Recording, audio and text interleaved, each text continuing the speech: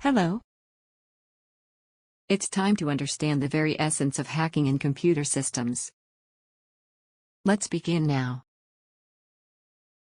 We have used the term malware previously in our course.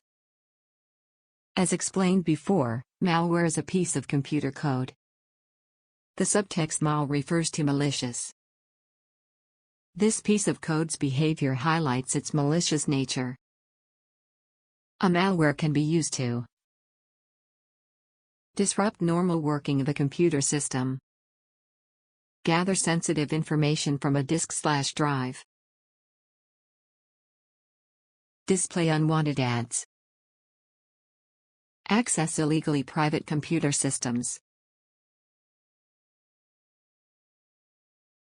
The most common malware that you may have witnessed must be browser-based. An unknown and irrelevant ad takes up the entire screen of your mobile. Sounds familiar? Yes, that was a malware. Not all malwares are quite drastic in nature. Some would just annoy with a pop-up every now and then. Others can be a bit dangerous where they delete all the existing files on a system. A malware can be classified as user mode malware or kernel mode malware. Before delving deep into this, let's understand more about kernel. Kernel is the heart of an operating system.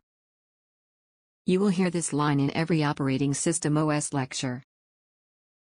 Each process in an OS functions at a certain privilege level. What we see on our screens is the outermost layer, which has the least privileges. Kernel sits inside the innermost ring and has the highest privilege. The rings in between are nothing but drivers of a particular application. Their job is nothing but to pass messages from kernel ring to the user mode ring. Now, coming back to our topic of malware. When a malware affects the kernel program of an application, the communication between these rings is hampered. In this way, even if the file you want to open is completely fine, the kernel application doesn't allow this. When the kernel program is affected, all the files of that application becomes unreadable.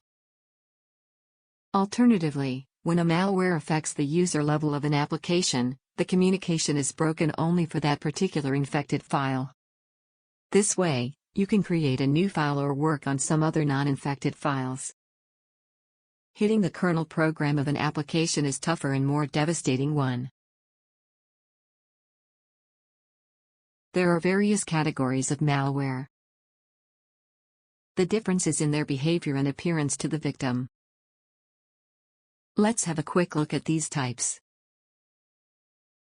A malware can be identified as computer virus, worm, Trojan horse. With the advent of newer technologies, many new categories of malware have been created. Adware, spyware, bloatware, and many other new names have cropped up. However, in our course, we will be exploring the ones mentioned in previous screen. In the next topic, we will be seeing these categories in detail. It's time to now look at what have we learned so far with a small quiz.